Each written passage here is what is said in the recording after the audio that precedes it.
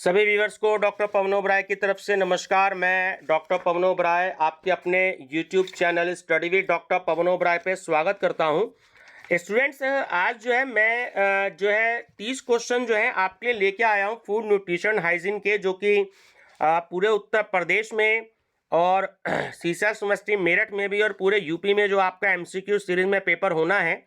तो एक्चुअली देखिए, आप ऊपर नाम देख रहे होंगे, Bhagwati college of education Meerut का है ये। तो इसमें हमने अभी इंटरनल एग्जाम करवाया था 2 दिन पहले, तो ये ही मैं आपसे डिस्कस कर रहा हूं क्योंकि ये क्वेश्चन पेपर हिंदी इंग्लिश दोनों में तैयार किया गया था। ये इसलिए था, इसमें 30 एमसीक्यूज हैं और इसमें बहुत इंपॉर्टेंट एमसीक्यूज हैं। तो मैंने सोचा कि एक तो बच्चों को थोड़ा सा प्रैक्टिस भी हो जाएगी, दूसरा हिंदी इंग्लिश दोनों मीडियम में ये क्वेश्चंस हैं। दूसरा, जो चैनल पे नए हैं बच्चे, तो चैनल सब्सक्राइब करके study with doctor Pavan Oberoi, तो आप जो है मेरे चैनल की प्लेलिस्ट देख लीजिएगा। तो इसमें हिंदी इंग्लिश दोनों में एमसीक्यूज हैं, ठीक है। और हिंदी मीडियम में तो बहुत है। सीसैट यूनिवर्सिटी मेरठ के 2 क्वेश्चन पेपर भी मैंने डिस्कस किए हैं, जो कि मॉडल टेस्ट पेपर के नाम से है, पार्ट 1 पार्ट 2, और एक पेपर जो है fundamental of food and nutrition. तो ये अभी जुलाई अगस्त 2021 में जो पेपर हुए थे वही दोनों मैंने सॉल्व करवाए हैं। हिंदी इंग्लिश दोनों में सेम ऐसे ही बुकलेट है। तो चलिए, एक तो आप सभी बच्चे कोड देख लीजिएगा, जो कि इसका कोड है Z010101T है, क्योंकि आजकल एग्जामिनेशन फॉर्म भरे जा रहे हैं। तो आप सभी बच्चे ध्यान रखिएगा, ठीक है। तो हिंदी इंग्लिश दोनों में है, तो मैं डिक्टेट कर रहा हूं हिंदी में, तो इंग्लिश मीडियम वाले बच्चे भी देख लीजिएगा, आंसर मैं साथ के साथ बताता जाऊंगा। हमारे शरीर को भोजन की आवश्यकता होती है, ठीक है। तो पहला जो ऑप्शन है आपका, इसमें डी ऑप्शन आपका करेक्ट है कि शरीर का निर्माण करने के लिए भी, शरीर को ऊर्जा देने के लिए भी, शरीर को सुरक्षा प्रदान करने के लिए भी। तो डी ऑप्शन जो है वो इसमें बिल्कुल करेक्ट है कि ये सभी, ठीक है, ऑल ऑफ दीज। सेकंड है, संतुलित आहार के घटक हैं। तो देखिए, इसमें भी ऑप्शन नंबर आपका डी करेक्ट है, क्योंकि संतुलित आहार में कार्बोहाइड्रेट भी आता है, प्रोटीन भी आता है और खनिज एवं विटामिन जो है वो भी आते हैं। तो डी ऑप्शन जो है वो इसमें आपका करेक्ट है। विश्व स्वास्थ्य संगठन, तो यानी कि WHO का जो हेड ऑफिस है वो कहां पर है, मैंने आपको बता रखा है। तो देखिए, WHO का जो हेड ऑफिस है वो जेनेवा में है। तो ऑप्शन नंबर जो बी है वो करेक्ट है। क्वेश्चन नंबर 4 है कि परिवार के सदस्यों के स्वास्थ्य के लिए आवश्यक है। देखिए, वो सीधी सी बात है कि उचित पोषण होगा, प्रॉपर न्यूट्रिशन होगा, जब भी स्वास्थ्य जो है वो अच्छा रहेगा। तो सी ऑप्शन जो है वो इसमें आपका करेक्ट है।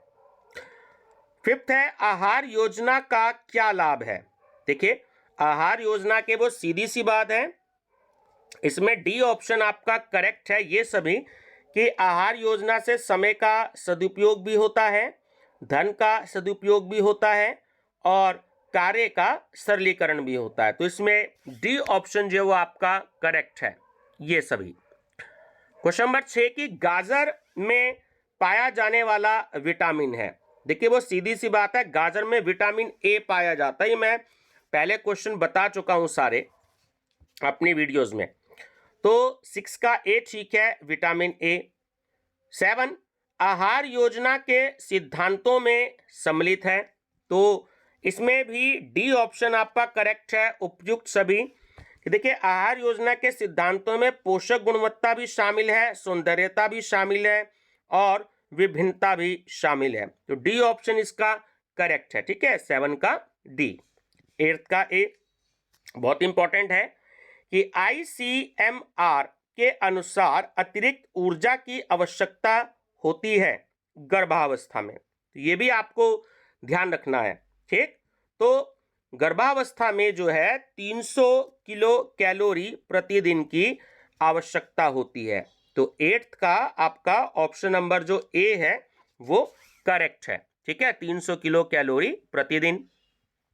नेक्स्ट है क्वेश्चन नंबर 9, एक स्वस्थ एवं संतुलित आहार का कौन सा तत्व कब्ज में सहायता करता है।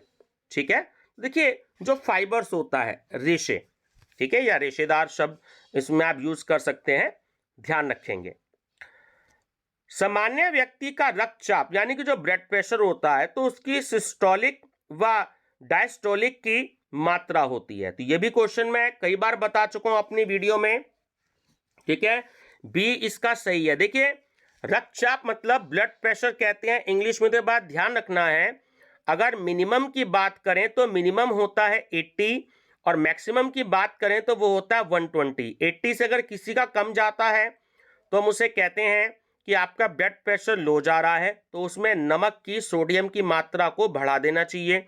और अगर 120 से ज़्यादा जा रहा हो ब्लड प्रेशर, ठीक है, 120 से ज़्यादा होता है, 140 150, तो हम कहेंगे कि ब्लड प्रेशर आपका ज़्यादा है, तो उसमें नमक की मात्रा को घटा देना चाहिए। तो ध्यान रखिएगा, तो 10th का बी करेक्ट है। 11 कोलोस्ट्रम होता है। तो जो कोलोस्ट्रम होता है, ठीक है, तो वो 20 में ऑप्शन आपका करेक्ट है। प्रसव के बाद मां के स्तनों से निकलने वाला विशिष्ट दूध, ठीक है, ध्यान रख लीजिएगा। तो ऑप्शन नंबर बी इसमें करेक्ट है। 12 मधुमेह रोग के लक्षण है, जिसको डायबिटीज हो जाती है, शुगर की बीमारी हो जाती है, तो उसमें बहुमूत्रता भी होती है, यानी कि बार बार जो है वो यूरिन आता है, भूख भी बहुत ज्यादा लगती है और प्यास भी बहुत अधिक लगती है। तो 12 का डी आपका ऑप्शन करेक्ट है, उपयुक्त सभी, ठीक है। क्वेश्चन नंबर 13 मानव शरीर का सामान्य तापमान होता है। तो ये भी मैं आपको कई बार बता चुका हूं। देखिए, मानव शरीर का जो सामान्य तापमान होता है वो होता है आपका 98.6 डिग्री फ़ारेनहाइट, ठीक है, 98.6 डिग्री फ़ारेनहाइट, F4 फ़ारेनहाइट, ध्यान रखिएगा। तो ऑप्शन नंबर ए करेक्ट है।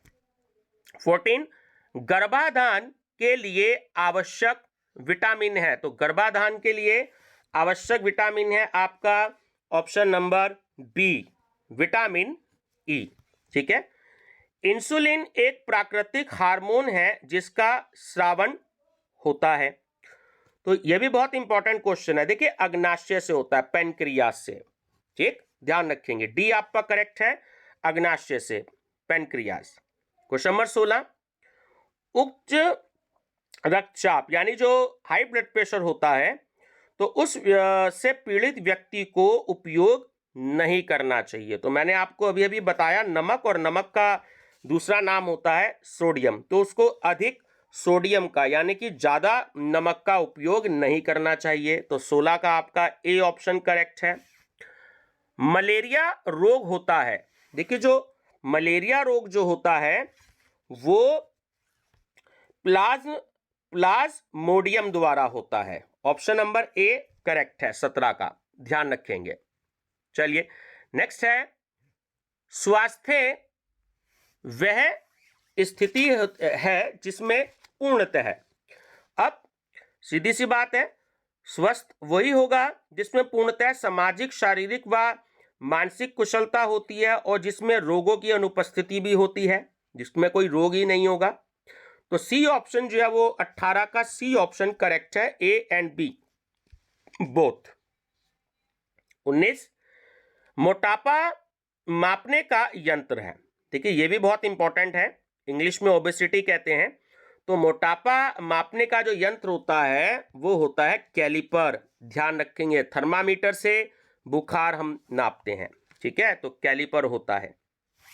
क्वेश्चन नंबर 20 विटामिन सी अधिकता में पाया जाता है। तो ये भी मैंने आपको बताया है।